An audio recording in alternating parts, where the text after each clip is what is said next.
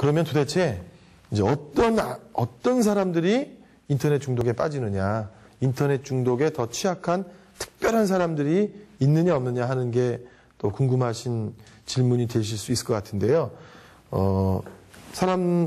이제 연구하시는 분들이 이 인터넷 중독에 취약한 인터넷 중독 중독의 어떤 취약한 사람들이 따로 있느냐 없느냐 이런 것에 대한 연구를 했는데 사실은 이런 연구는 학자들로서는 굉장히 이제 매력적인 그런 연구죠.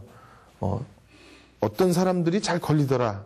그것만 알면 그걸 이제 예방할 수 있다.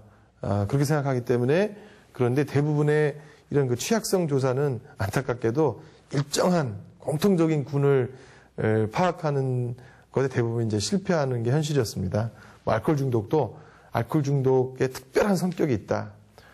어떤 폭력이 많은 사람도 아주 폭력적인 특별한 성격이 있다. 이제 이런 것을 만들어내려고 했는데 실패한 것처럼 사실 인터넷 중독에 취약한 그런 어떤 말하자면 원인이 될 만한 그런 요소를 갖고 있는 사람들이 이렇게 잘 그려낼 수 있다라는 건 굉장히 어려운 일인데 일단 이제 원인으로서 인터넷 중독의 원인으로서 가장 많이 지금 공통적으로 제기되고 있는 것은 우울증 내지는 감이라고 해도 좋고요.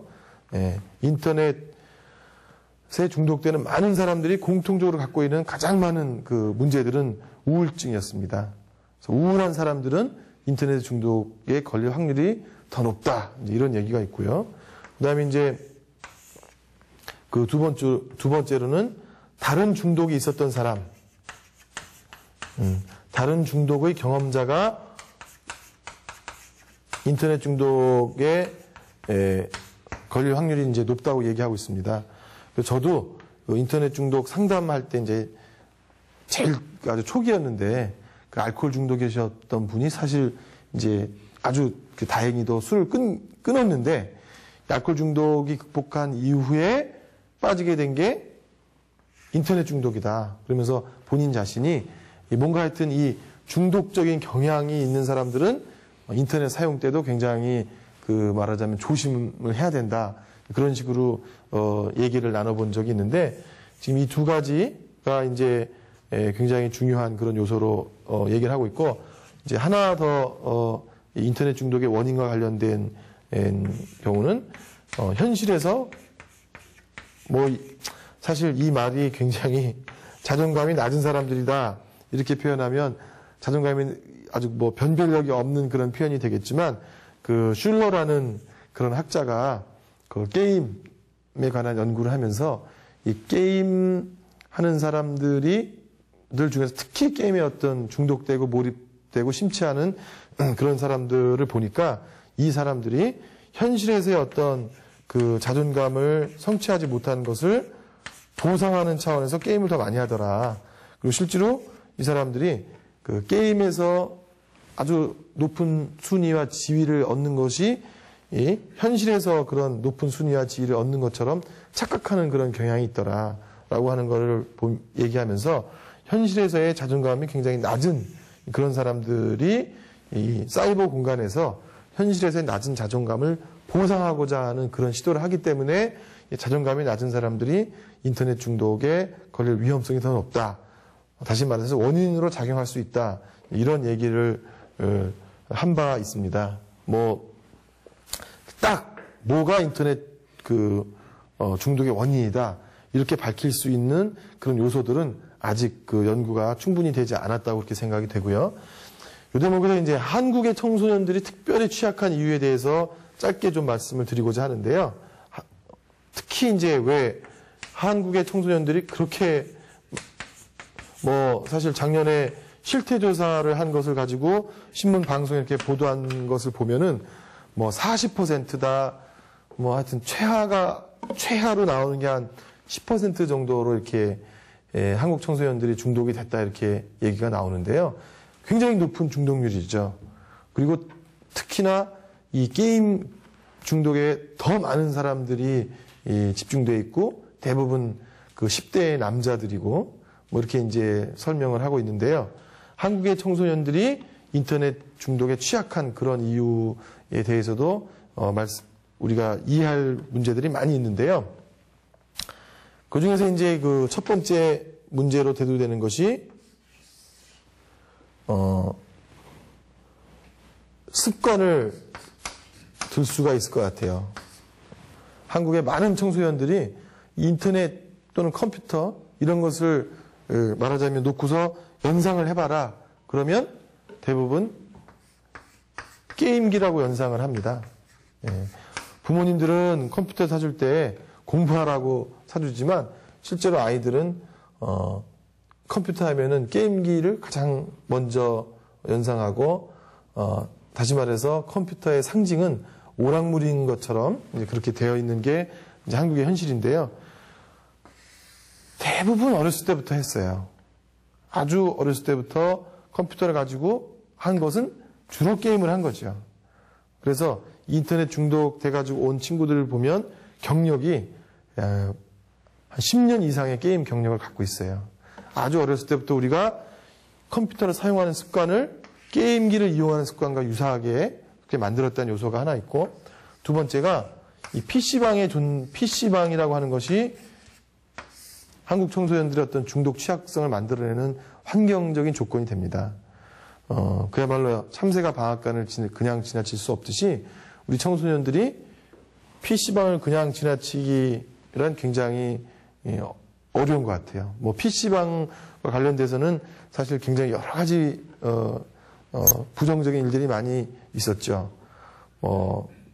청소년 가출의 상당수 이용되는 장소가 이제 PC방이었고, 또 최근에는 이 초등학생들이 도둑질하는데 그 도둑질의 이유 중에 많은 이유가 이 PC방에서 부모 없는 공간에서 자유롭게 게임하고 싶다. 하여튼 또 PC방은 이 중독된 청소년이나 또는 하여튼 학생들을 치료할 때 굉장히 어려운 조건이 돼요. 컴퓨터가 딱 집하고 뭐 학교, 사무실 이렇게만 있으면은 모두 다 그 학생의 사용을 관리해 줄 수 있거나 감시할 수 있는 어떤 그런 안전한 환경에서 하는데, 이 PC방이라고 하는 그 환경에서는 쉽게 말하면 제멋대로 하고 싶은 대로 할 수 있는, 그렇게 감독과 지도가 결여된 그런 환경이라고 할 수 있는데요. 그런 환경에서 하는 것을 우리가 감독 관찰할 수가 없기 때문에 어려운 점이 있고, 또 치료적인 측면에서도 우리 학생들이 집에서 이렇게 부모랑 대화를 하면서 컴퓨터 하는 그런 습관을 들이는 게 중요한데, 저렇게 이제 PC방에서 그야말로 뭐 뿌연 담배 연기 안에서 또 옆에 아저씨들이 음란물 사이트 하는 거 보는 거 이렇게 흘겨보면서 어떤 그런 그 이제 또 학생들이 집에서 많이 못하게 하면 협박용으로도 이제 활용이 되는 것 같아요. 이런 식으로 하면은 나 PC방 가서 한다. 이렇게 이제 부모를 협박하기도 하고, 하여튼 그래서 이 PC방이라는 존재가 사실은 여러 가지 어려움을 국내 산업적인 측면에서는 어떤지 모르겠는데요. 인터넷에 잘못 사용하고 중독이 된 그런 청소년을 관리하는 데는 굉장히 어려운 문제고, 그 다음에 어떤 놀이 문화가 없다는 것도 한국 청소년들이 인터넷에 더 많이 빠지는 것과 관련이 깊다고 또 얘기가 되어지고, 또 하나는 청소년들의 이 생활 방식, 생활 방식이라고 할까? 아니면은 그 실제적인 생활 스케줄 문제와도 관련이 많다고 이렇게 얘기가 되고 있는데, 이게 무슨 얘기냐면 한국의 청소년들이 대부분 학원을 1개 정도는 다니니까, 1개 이상 다니는 애들, 쉽게 말하면 자기 일과가 9시나 10시에 끝난다는 거죠. 9시나 10시경에 끝나면 할 수 있는 놀이가 뭐냐. 9시나 10시에 깜깜한데, 어디 농구장에서 공을 던질 것도 아니고, 축구장 가서 축구할 것도 아니고, 결국 이 깜깜한 저녁 시간대에 놀 수 있는 방법은 PC라는 거죠. 그리고 인터넷. 그래서 인터넷에 학생들이 가장 많이 이용하는 채팅 사이트인 버디버디 통해 가지고 서로 연락 주고받고 준비물 챙기고 숙제 뭐 이렇게 하고, 그러니까 낮 동안에 충분히 놀 수 있는 시간이 없는 그런 생활 스케줄을 갖다 보니까 밤에 뭔가 놀고 휴식을 취해야 되는데 밤에 휴식을 취할 수 있는 방법은 그냥 집에서 책상 앞에서 PC를 하는 방법밖에 없다. 그래서 이 PC에 빠져드는 아이가 더 늘어난다. 이런 설명이 될 수 있을 것 같고요. 그 다음에 이제 어떤 대화가 없는 가족 문화에 대해서도 문제를 많이 지적하고요. 또 여섯 번째로는 우리 한국 정부나 국가나 게임 산업의 영향을 이걸 거론하지 않을 수가 없을 것 같습니다. 이 게임 무슨 대회에 우리나라의 국무총리가 와서 축사를 할 만큼 굉장히 이 게임 산업에 대한 어떤 국가적인 지원은 굉장한 지원이라고 저는 생각이 되고, 또 실제로 이 게임 한 종류의 게임을 잘 히트를 시키면 벌어들일 수 있는 돈이 굉장히 많다고 이미 이제 그렇게 알려져 있는데요. 그러다 보니까 말하자면 나쁘게 얘기하면 한국 청소년들이 이 게임 산업 육성의 희생자가 된다라고 보시는 분들도 계실 수 있죠. 우리나라에서 막 시험해가지고 이제 결국 외국에 내다 파는 건데, 이제 게임에 더 중독되느냐 중독되지 않느냐 하는 것은 사실은 이 게임 산업 하시는 분들이 게임을 어떻게 만드느냐 하고도 만들어내느냐 하는 것하고도 관련이 많이 있는데, 예를 들어서 지금 사회적으로 크게 문제가 되고 있는 어떤 게임이 있죠. 그게 제가 하여튼 한글 표기로 하여튼 시작하는 어떤 게임이 있는데, 이 게임의 경우는 많은 비난을 받는 게 어떤 희소성과 어떤 상업적 거래, 이런 것을 만들어냄으로 인해서 훨씬 굉장히 많은 우리 사용자들이 또 청소년들이 이 게임에 중독되도록 만든 거죠. 그리고 그 게임이 얼마나 폭력적이고 자극적이냐, 이런 것도 이 중독을 많이 시킬 수 있는 게임이냐 아니냐랑 관련이 높은데, 이렇게 폭력적이고 자극적인 게임을 만들어냄으로 인해서 더 많은 청소년들이 중독될 수 있게 한 건데, 이렇게 게임 사업자들이 어떤 윤리의식을 가지고 이 상업성만 내세우지 않고, 물론 상업성이 이분들에게 중요한 문제겠지만, 최소한의 지켜야 할 윤리, 덜 중독적인 게임을 만들지 못하느냐 하는 것도 사실은 이런 중독 취약성과 관련이 높은데, 이제 우리 한국의 어떤 게임은 어떤 면에서는 이렇게 중독을 시켜서 돈을 좀 벌겠다는 그런 욕심이 있지 않나 그런 생각이 듭니다. 이런 게 이제 한국 청소년들이 갖고 있는 특별한 다른 나라와는 다른 그런 인터넷 중독의 취약성이다라고 이제 설명을 드리고, 그러면 이런 인터넷 중독의 증상을 갖고 있는 아이들을 어떻게 발견하고 어떻게 또 예방하고 치료할 거냐, 이게 이제 여러 선생님들의 관심이고 또 많은 대한민국의 수많은 부모님들의 관심이라고 할 수 있는데요. 그것에 대해서 이제 말씀을 드리겠습니다. 일단 예방과 치료라고 이제 알 수 있겠는데, 중요한 것은 일단은 이제 조기 발견이죠. 조기 발견. 이거 사실 이제 그 이전에는 좋은 습관이라고 얘기할 수 있겠죠.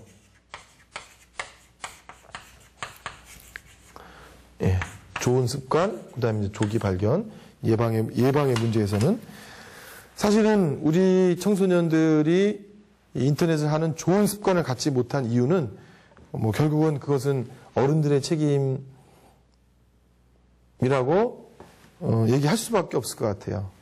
왜냐하면 사실은 이제 어른들이 인터넷을 사용할 줄 모르는, 특히 이 여성 어머님들은 인터넷을 잘 사용을 할 줄 모르고 컴퓨터 기계를 다루는 것을 굉장히 어려워하죠. 그러다 보니까 사실은 뭐 아주 심하게 말씀하시는 분들은 우리 그 네티즌 중에 10대 네티즌은 고아 네티즌이다 이렇게 표현하시는 분들도 있어요. 말하자면 인터넷 또는 컴퓨터를 사용하는 좋은 습관을 누군가로부터 배워본 경험이 없다는 거죠.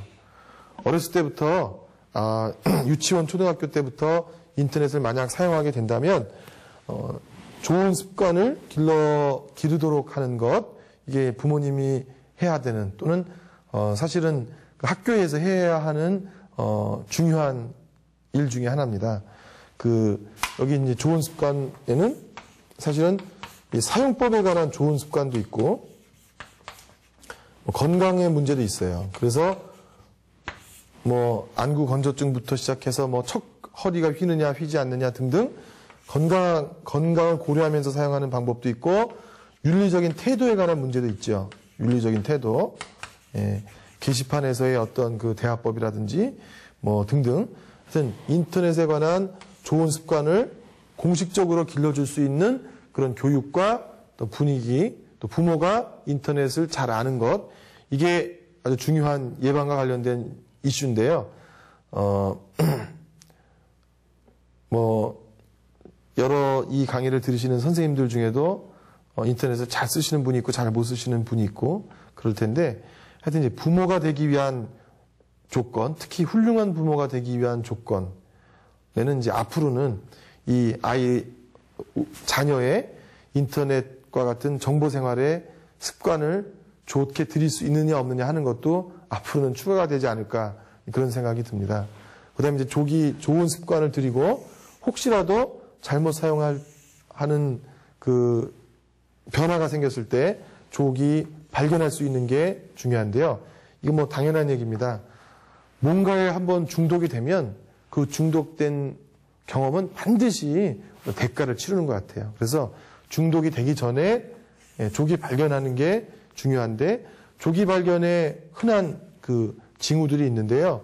하여튼 뭐 그게 눈으로 드러나기에는 지각이나 어떤 결석의 욕구가 뭐 늘어난다든지, 또 비밀이 늘어난다든지, 그러니까 인터넷 사용하는 것을 조금 더 많이 사용하고 싶으니까 이제 숨기고 싶다는 거죠.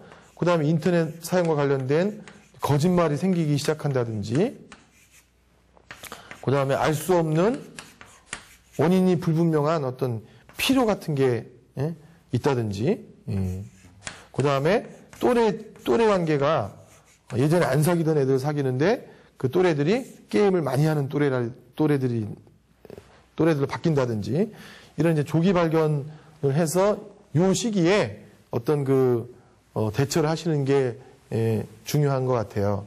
이 조기 발견해서 문제가 있다라고 판단됐을 때 사실은 부모님들이 집에서 이미 많이 하는 거는 이제 어떤 그 시간 관리에 관한 행동 수정인 것 같아요. 시간 관리에 관한 행동 수정.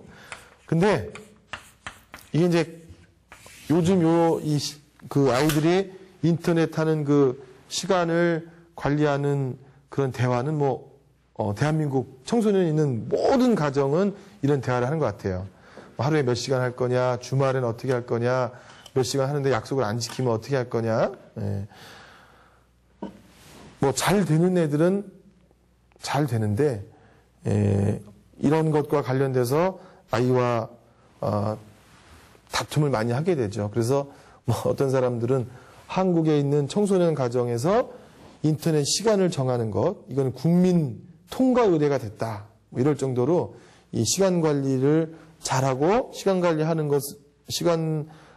것을 잘 이렇게 부모와 자녀가 타협하고 양보하고 수정해가는 거, 이게 이제 그 다음 단계에 가장 할 수 있는 그런 일인데, 요 시간 관리를 하는 것에 어떤 묘약은 없는 것 같아요. 묘약은 없고, 요런 문제를 놓고서 그 아이가 통제를 잘 하는 아이, 자기 통제가 잘 되는 아이냐, 자기 통제가 어려운 아이냐, 이제 이런 이런 주제도 또 하나의 지금 아주 큰 연구 주제로 되어 있습니다. 이런 정도까지 해서 대부분의 아이들은 문제가 해결이 되는 것 같아요. 대부분의 학생들을 또 뭐 초등학교 아이들도 여기까지 해서 엄격하게 하겠다라는 부모의 어떤 그런 사인이 있을 때 그걸 받아들이고 하고는 싶지만 참으면서 그렇게 생활을 하는 아이들이 대부분인데 이 단계를 넘어서는 그런 그야말로 이제 중독되는 아이들이 있는데 실제로 이제 임상에서 여러 이 중독과 관련된 상담을 하다 보니까 이 치료와 연관되기 때문에 유형을 나누는데요. 그냥 습관형, 부적응형 또는 병리형 이런 식의 어떤 그 중독자들이 생기는 것 같아요. 습관형은 단지 게임을 10년 이상 한 그야말로 뭐 생활 중에서 놀이의 대부분을 그냥 게임으로 해가지고 10년 이상 한 그런 애들이 있고, 그 다음에 부적응형이라고 부르는 거는 그냥 뭔가 현실에서 최근에 갑자기 많이 한 애들, 많이 하게 된 사람들, 그러니까 어떤 그 사건이나 이런 게 있는 경우가 많고, 병리형은 사실은 어떤 그 정신적으로 취약한 어떤 면이 있었던 그런 아이들인데, 이제 병리형에서 취약하다고 하는 것은 이 산만한, 그것과 연관된 어떤 그 ADHD라고 아마 들어보셨을 텐데요. 그 주의력 결핍 과다 행동증과 연관이 많고, 그 다음에 어떤 그 사회 공포증 또는 뭐 회피성 인격장애, 또는 뭐 우울증, 이런 사람 만나기 싫고 자존감이 낮아지고 또 아주 자극적인 것만을 추구하는 이런 그 정신병리가 있는 그 학생들이 훨씬 더 인터넷을 하게 되면 중독되는 경향이 높은 것 같고, 공부하기 싫고 또 학교에서 무슨 일이 있다든지 또 가정 내에 무슨 일이 있다든지 이런 그 현실에 부적응하는 경우가 있고 습관이 있는데요. 이렇게 이제 습관이 오래된 사람들은 전형적인 그 중독에 해당되는 그런 치료를 하게 되고, 이런 그 부적응과 관련이 많은 사람들은 부적응하게 된 문제를 해결해 주는 게 곧 치료가 될 것이고, 이런 병리형에 그 중독된 사람들은 이런 병리를 치료해 주는 것과 동시에 하여튼 뭐 이런 인터넷에 관한 그 어떤 그 습관을 다시 이렇게 형성시켜 주는 것이 중요한 치료가 되는데, 실제로는 많은 수는 아니지만 이 인터넷 하는 것 때문에 뭐 학교를 안 나오거나 아주 가족의 기대를 크게 실망시키는 그런 청소년들이 존재를 하죠. 제가 이제 가장 오랫동안 집에서 안 나온 애를 인터넷만 하면서 집에서 안 나온, 하여튼 뭐 거의 2년 동안 집에서 안 나오면서, 그러니까 집 밖에도 안 나오면서 인터넷만 하는 그런 친구들도 제가 이제 만난 적이 있는데요. 그래서 인터넷 중독의 치료의 어떤 이제 원칙을 다시 한번 정리해서 만약에 이제 다른 일반적인 원칙을 말한다고 한다면, 인터넷을 많이 하는 변화가 생겼을 때 긍정적인 관계를 갖는 게 제일 중요한 것 같아요. 긍정적인 관계. 인터넷 많이 하게 됐다고 막 못하게 하고 싸우고, 부모는 어떻게든 시간을 줄이려고 하고, 그 자녀는 어떻게든 시간을 늘리려고 하는 이런 대립점에서는 서로 이렇게 문제가 잘 해결되는 경우가 없는 것 같아요. 점차 많이 하는 그런 현상을 나중에 발견했다면, 조기 발견하지 못하고 상당히 중독된 상태에서 발견했다고 하더라도 부모님은 답답하지만 그래도 그 문제를 풀어나가기 위해서 내가 아이랑 긍정적인 관계에 있을 필요가 있다. 뭔가 대화가 되어야 한다라고 하는 거를 이제 이게 가장 기본적인 거고요. 대화 자체가 안 되면 문제를 해결할 수 있는 실마리가 없으니까. 근데 두 번째는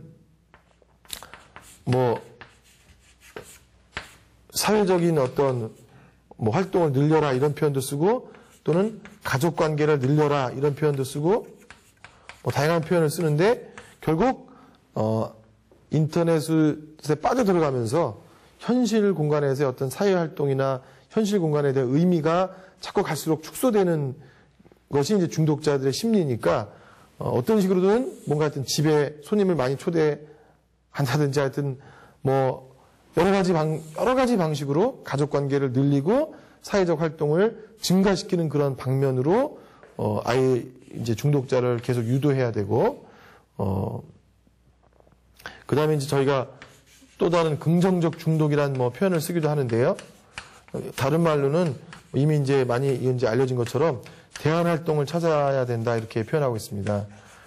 인터넷을 대체할 수 있는 대안 활동 또는 인터넷을 대체할 수 있는 또 다른 재미있는 활동 거기에 중독되게 하라 그런 의미에서 긍정적 중독이라는 표현을 쓰는데 그 아이가 그 청소년이 인터넷을 보다도 더 재미있는 다른 활동을 찾게 해줄 수 있느냐 없느냐 이게 인터넷 중독으로부터 얼마나 빨리 탈출할 수 있느냐 벗어날 수 있느냐 하는 문제랑 깊이 이제 그렇게 관련이 많은 것 같아요. 뭐 이런 식의 이제 일반적인 치료적 접근 방법이 있는데 뭐 이 과정을 어떤 개인 상담의 과정을 통해서 할 수도 있고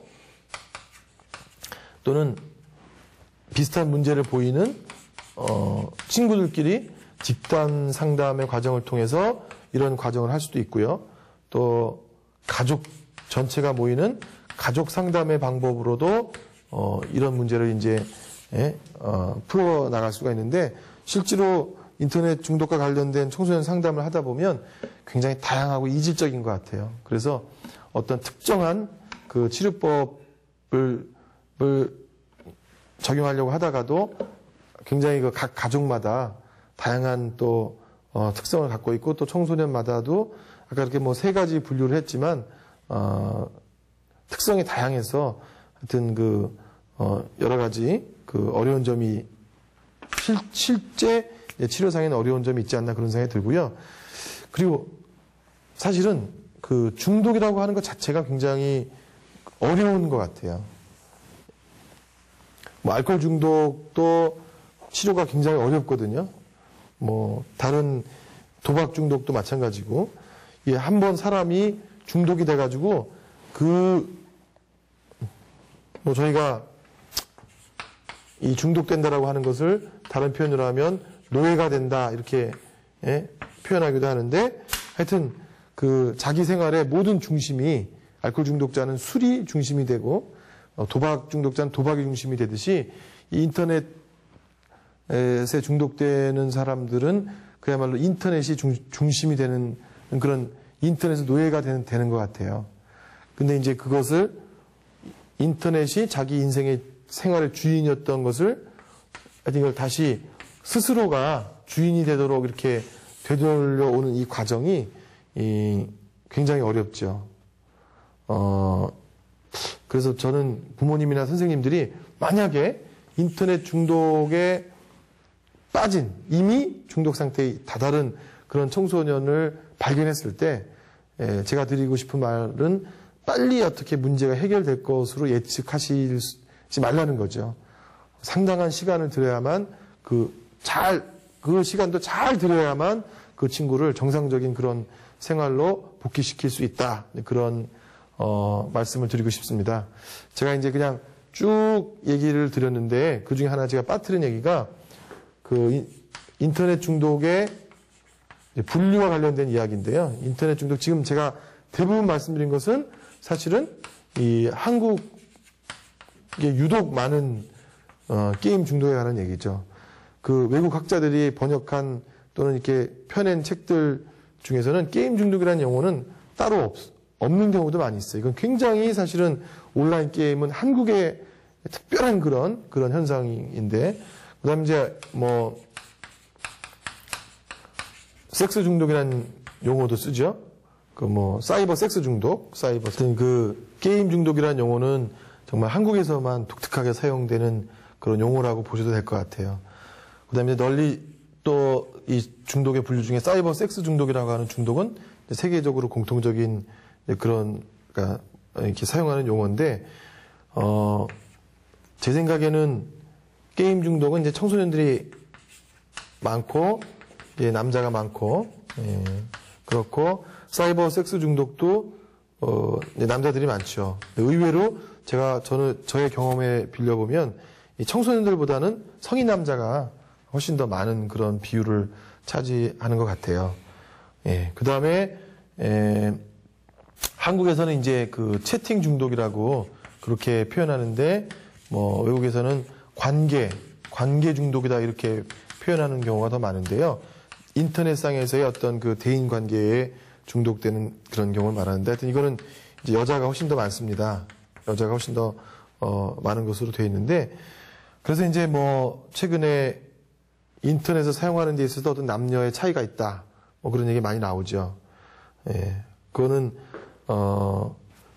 남자들은 조금 더 그 기계적이고 스토리가 있고 뭐 하여튼 그런 기획된 그런 것을 좋아하는 반면에 이제 여자들은 그 인터넷에서도 관계하는 거, 그다음에 누군가로부터 지지받는 거, 쉽게 말하면 이런 표현을 써도 될지 모르겠지만 여선생님들은 우리 문제를 제기하실 수 있는지 모르겠는데 하여튼 뭐 얘기하는 거, 이제 이런 거 수다 떠는 거 이런 것을 더 선호하는 경향이 있다. 뭐 이제 연구한 논문 중에는 뭐 그래서 이제 누군가를 서로가 지지하는 거 이런 걸 이제 남자들은 경쟁하는 거를 더 선호하고 지지하는 걸 선호하는 경향이 있다. 이제 이런 그 인터넷 사용자의 어떤 성별에 따른 차이가 있다. 이제 이렇게 주장하는 경우도 있습니다.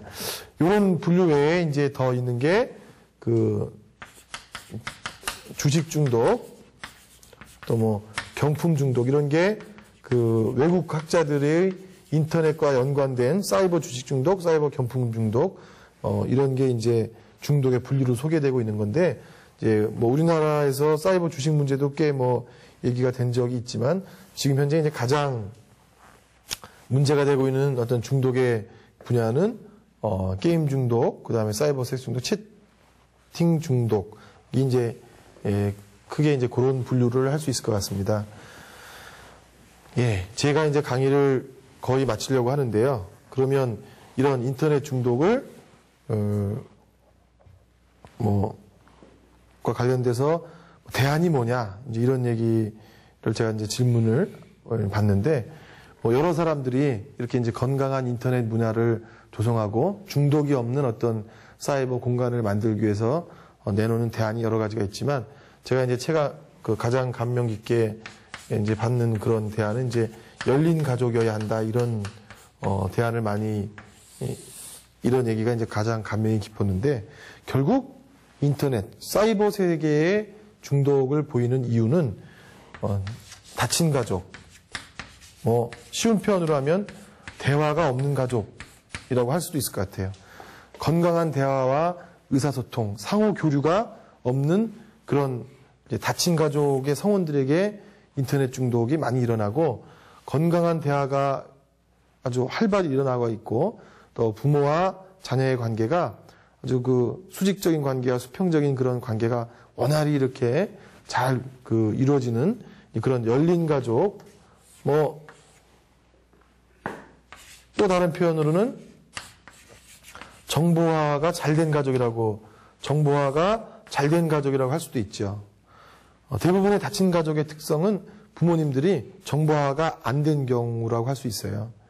그러니까 부모님들이 현재 벌어진 세대적 격차를 부모님과 자녀가 서로 이렇게 좁히고자 노력하는 것이 잘 안 되는 그런 가족이 바로 다친 가족이고 서로가 세대적 격차를 잘 극복하면서 하나가 되려고 하는 그런 어떤 열린 가족이 이런 중독이 없는 그런 건강한 가족이 될 수 있다.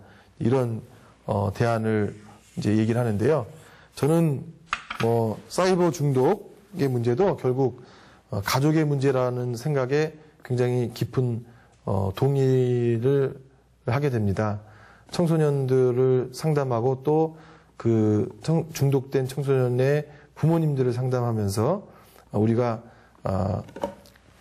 좋은 습관을 들이는 것도 부모랑 자녀가 함께 해야 되는 일이고 또 조기 발견하는 것도 일상생활을 함께하는 부모가 해야 되는 일이고, 또 뭐 이 인터넷을 정말 건강하게 잘 사용할 수 있는 그런 마인드, 정보화 마인드, 또 최근에는 뭐 그 인터넷 지능 이런 표현 쓰거든요. 예. 인터넷 지능, 인터넷을 정말 도움이 될 수 있도록 잘 활용할 수 있는 그런 지능을 개발을 하고 발달시키는 것도 또 어떤 면에서는 이 가족이 함께하는 그런 면이라고 할 수가 있을 것 같아요. 가족들이 서로의 차이를 잘 조화를 하면서 함께 이제 정보화가 되는 그런 열린 가족이 되는 것. 이게 이 사이버 세상 또는 인터넷으로 인해서 가족들이 상처만 받고 어려운 시기를 보내고 중독의 대가를 치르지 않는 그런 대안적인 모색이 되지 않을까 그렇게 생각을 합니다. 제가 짧은 시간에 이 사이버 중독, 인터넷 중독에 관해서 이러저러한 중요한 몇 가지 주제를 이렇게 말씀을 드렸는데요. 아마 뭐 굉장히 부족한 부분도 많고 또 개념만 간단히 소개하고 넘어갈 수밖에 없었기 때문에 이제 궁금한 점도 많고 미진한 부분이 많이 있을 거라고 생각합니다. 여러 가지 제한이 있었다는 점을 양해해 주시고 제 강의를 잘 경청해 주셔서 감사를 드립니다. 선생님들이 학교 현장에서 우리 청소년들의 어떤 그 좋은 인터넷 습관, 정보화 마인드를 잘 가르쳐 주실 것이라고 믿으면서 제 강의를 여기서 마치겠습니다. 감사합니다.